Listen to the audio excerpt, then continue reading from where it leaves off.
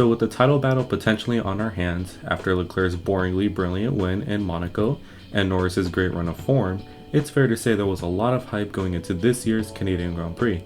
But did the weekend live up to its hype? And more importantly, let's discuss who were the winners and the losers of the 2024 Canadian Grand Prix weekend.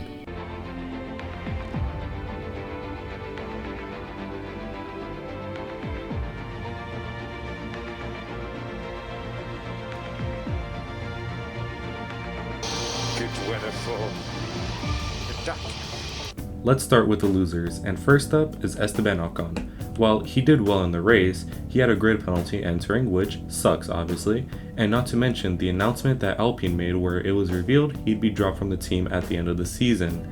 I think it was fair to say that it wasn't the best time for Ocon, and this is unfortunate, but perhaps it was inevitable, since ever since Bruno Famin took over for the team, Ocon hasn't exactly been praised by Alpine, and it seems after his shenanigans in Monaco, Bruni finally had enough reason to cast Ocon to the realm of unemployment. Next up, we have Checo Perez, to no one's surprise.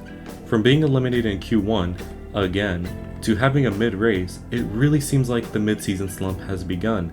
To be honest, I don't think anyone is ever going to understand why this guy is cracked at the start and at the end of seasons, but is just so painfully bad in the middle of the season. Like, this guy is being out-qualified by Logan Sargent more than Logan is out-qualifying Albon. Like, that's how you know it's really bad, and it's made even worse when he was just re-signed for 2 years. Kinda makes you wonder what type of blackmail he has on Christian Horner to get that contract. Anyways, it really makes me sad since I'm actually Mexican and Checo has done so much for Mexico, but the truth is, he is washed.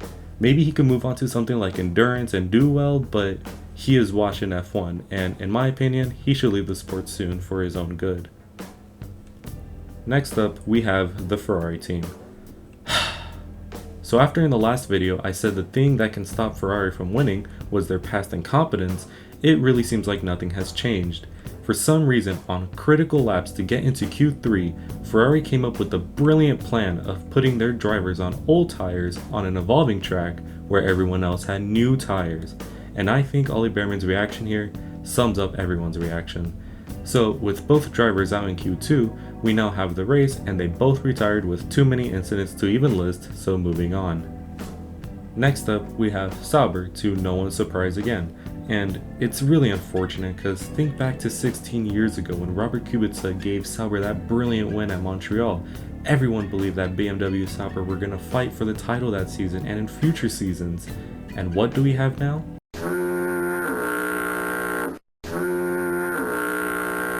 Like I said, really unfortunate since this weekend in the tricky conditions, they could have had their first point scoring opportunities had they not been slow in the quali and in the race.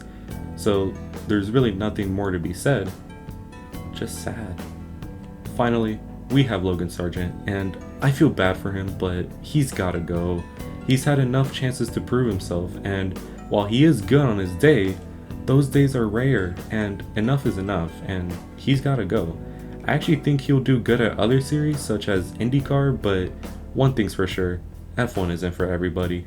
Enough said. Moving on to the winners now, and first up, we have Mercedes. This weekend, Mercedes really showed us that they still have that dog in them. From Russell and Hamilton looking fast all weekend, to Russell's amazing pole lap and to his podium, it's clear that whatever the minor upgrades they brought to Montreal were, it clearly worked because they finally look like a threat and a force to be reckoned with again. And after the weekend, I feel somewhat optimistic to their progress now, and I can't wait to see what they cook up next. Also, sorry for making fun of you in my last video. Next up, we have Verstappen. Max once again showed us just how generational he really is, considering how bad the Red Bull was this weekend. Now, I'm not going to compare him to Checo since that's kinda idiotic, but it was clear that Red Bull was once again trash. And even through all that, Max somehow set an identical lap to Russell's pole time and won a spectacular race in that hog of a car. Next up, we have McLaren. And they did great in the race, and it was made even better by the fact that one Red Bull and both Ferraris didn't maximize their car. So McLaren can walk away happy knowing that they are really getting within striking distance of not only Ferrari, but Red Bull as well. Also, I don't know if this is controversial what I'm about to say, or if this is a very common opinion, but I think that Lando and Oscar is by far the best driver pairing on the grid, since they not only get along well, but they race very close together in the high point paying positions. So this basically means that almost every weekend McLaren can walk away with a large haul of points, and who knows, maybe that can make the difference in the title fight. Next up, we have Racing Bulls.